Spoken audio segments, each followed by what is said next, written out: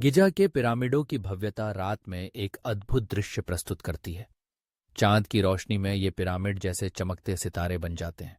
आर्यन, एक जुनूनी लेकिन संघर्षशील डॉक्यूमेंट्री फिल्म निर्माता, इन पिरामिडों की महिमा में खोया हुआ है।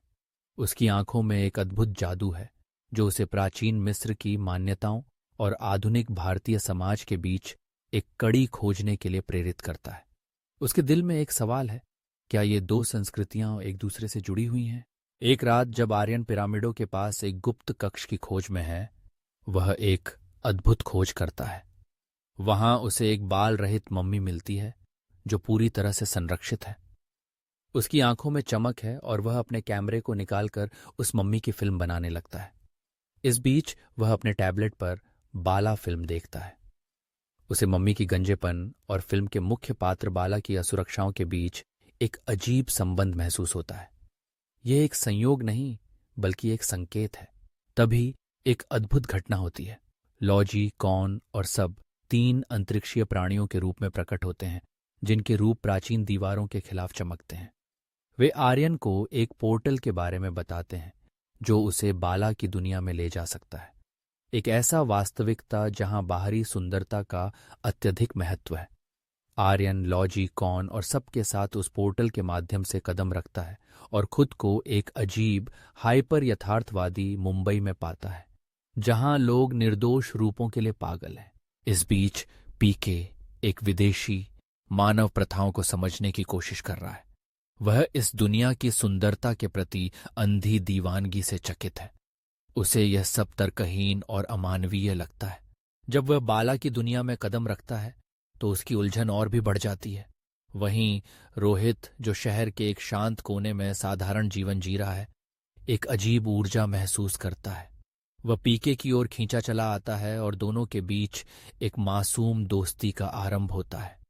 रोहित को मम्मी और आर्यन की यात्रा से संबंधित कुछ दृश्य भी दिखाई देते हैं जो उसे और भी अधिक जिज्ञासु बनाते हैं।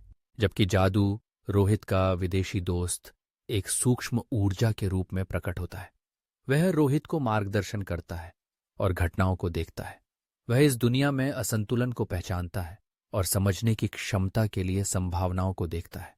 आर्यन, पीके और रोहित की मुलाकात होती है। वे सभी एक ही सच की खोज में हैं, सुंदरता का अर्थ और मानव संबंधों की वास्तविकता।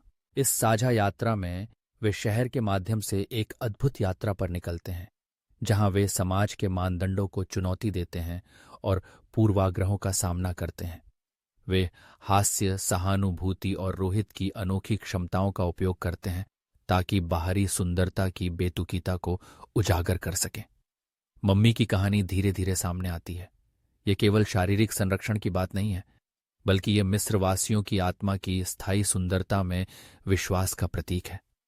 मम्मी का गंजापन स्वीकृति का प्रतीक बन जाता है, यह याद दिलाते हुए कि सच्ची मूल्यांकन भीतर होती है। पीके अपनी विदेशी दृष्टि के साथ मानव सुंदरता मानकों की तर्कहीनता को उजागर करता है।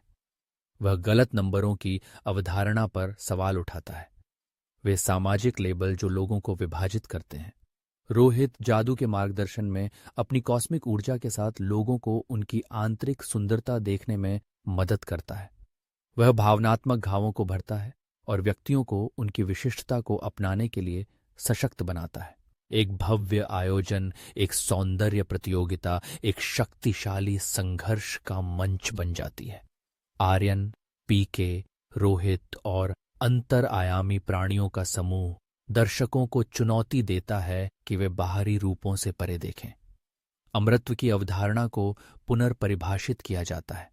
ये केवल शारीरिक संरक्षण की बात नहीं है, बल्कि दया, करुणा और आत्मस्वीकृति के स्थायी प्रभाव के बारे में है। जादू अपने ग्रह पर लौट जाता है, रोहित को एक गहन उद्देश्य की भावना के साथ छोड़कर।